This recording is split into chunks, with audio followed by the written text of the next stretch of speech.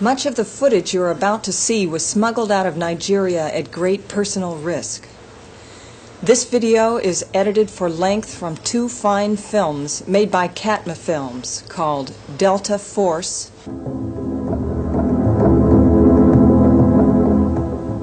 and In Remembrance, Ken Saro-Wiwa. In Nigeria, 250 ethnic groups are dominated by just three: the Ariba, the Igbo, and the Hausa, who control the army. Since independence from Britain, a succession of Nigerian dictators have been sustained by oil, 50% of which is produced by Shell. This oil accounts for 14% of Shell's global profits and provides the military regime with $11 million a day. Over 35 years, Ogoni land has yielded about $40 billion in oil revenue. However, most of the people are living in poverty.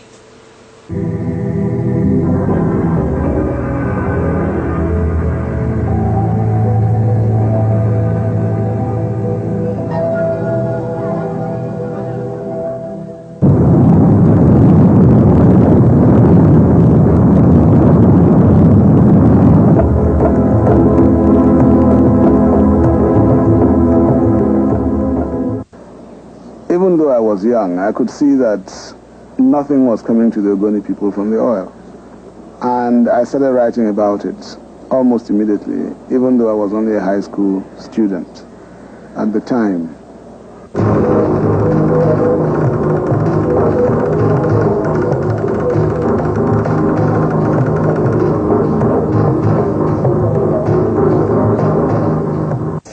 This spill has been going on for the last 6 weeks. This sort of pollution, to live with it in an area where land is in very high demand, is completely destructive of the community.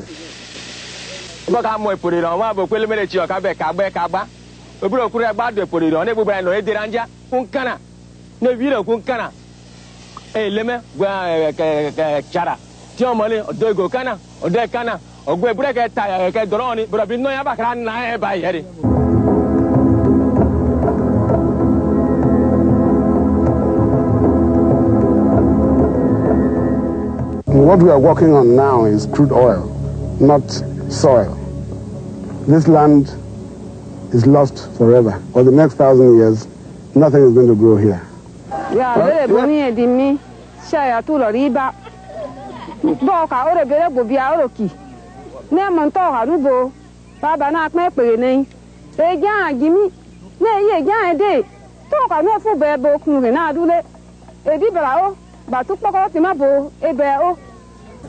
In Ogoni, we had the leadership in the person of Ken, who motivated the people. We had the organization like MOSOP that was the first of its kind in that part of the world, grassroots democracy, trying to mobilize all segments of the people.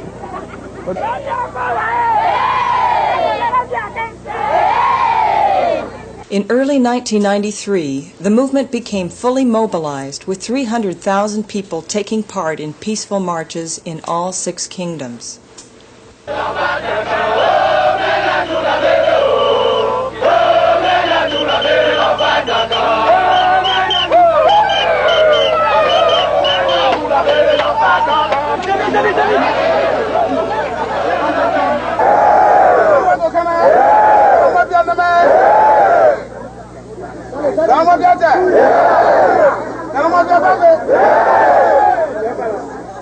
The United Nations recognizes the rights of all the world's indigenous people.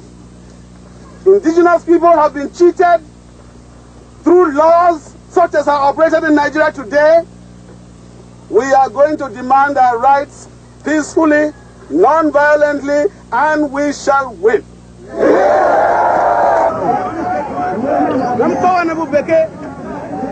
From today onwards, Shell is declared persona non grata in Ogoni.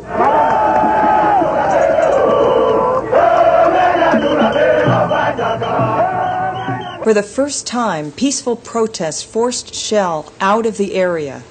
A tiny ethnic group had defied the largest army in Africa and one of the biggest companies in the world. Widespread rioting broke out across Nigeria during the summer of 1993, when a promise of a return to civilian rule was broken by the dictator Babangida. He announced a crackdown on all pro-democracy activists, including the Ogonis. Ogoni was surrounded, villages were blocked in by military checkpoints and attacked. Over 800 people were slaughtered.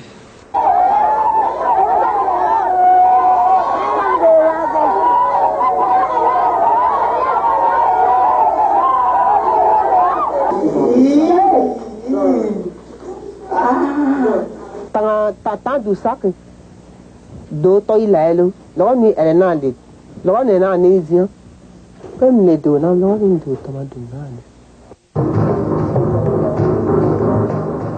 In the autumn of 1993, there were further brutal attacks on 10 Ogoni villages, which resulted in the deaths of 750 people and left 30,000 homeless. The time had come to silence this eloquent and outspoken critic. Exactly 3 weeks later, Abacha's henchmen seized Saro-Wiwa. 4 prominent Ogoni chiefs had been murdered in an alleged mob riot and burned to death in this car. One victim was a relative of Saro-Wiwa. The military accused Saro-Wiwa of inciting the attack, even though security agents had prevented him from entering Ogoni land earlier that day. Ken Saro-Wiwa and 14 colleagues were held without charge for 9 months in a military camp under appalling conditions. The trial finally began in February of 1995. The Nigerian government did, quite cynically in my view, was to take this trial away from the ordinary Nigerian courts and to put it in front of a so-called civil disturbances tribunal, consisting of 2 judges and a military officer. Those 3 people were personally appointed by the dictator of Nigeria, Abacha. As a lawyer, Mite attempted to defend himself, but was continually blocked by the tribunal. Those are opportunities for explanation. So I feel that is that at this stage you cannot do so. A number of the main witnesses for the prosecution have admitted to being bribed to discredit Saro-Wiwa. Ken wanted to put in before the tribunal a long 40-page statement of denial of his guilt. The tribunal said, we're not going to look at that if you're not giving evidence.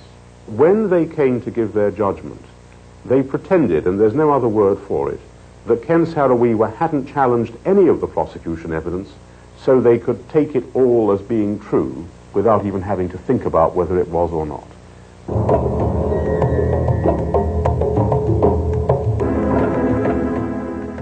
Despite Shell's efforts, during the summer protests intensified.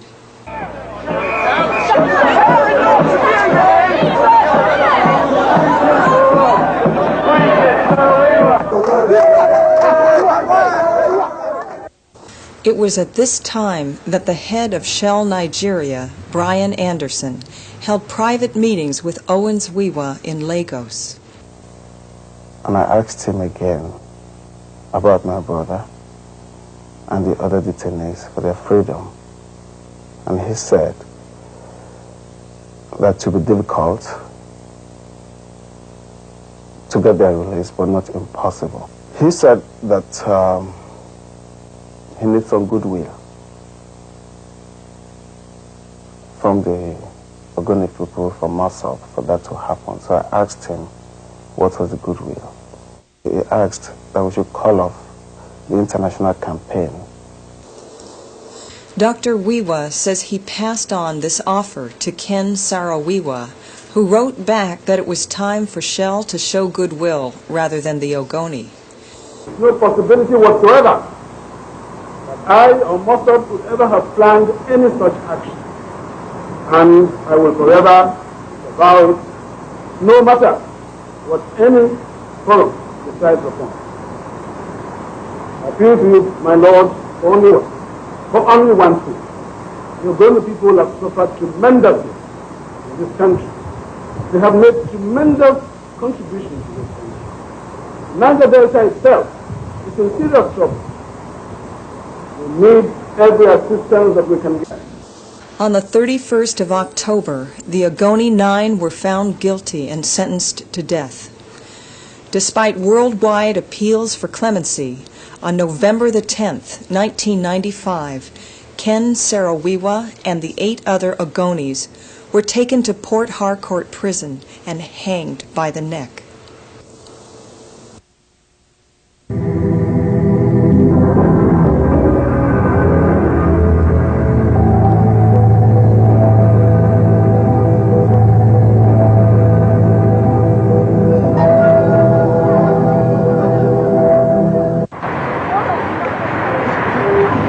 All of you here to keep the pressure on Shell to accept the responsibility for what is happening in Ogoni and what is still happening.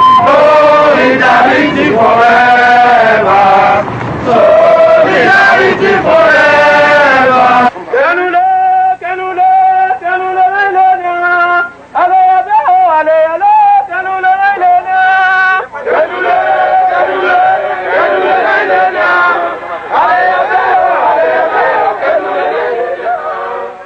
Thing that always gladdens one's heart is the spirit, the irrepressible spirit of the Ogoni people, to continue to believe in this struggle in spite of all odds. And that is the thing that drives all of us on.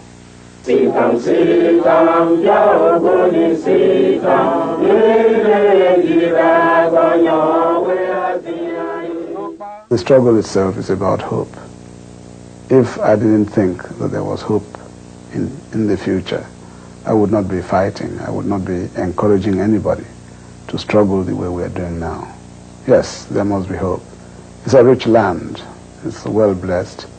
If we can get the oppressors out of the way, if we can get those practicing double standards out of the way, if we can get the pollution to stop, I am sure that Ogoni will be a happy land.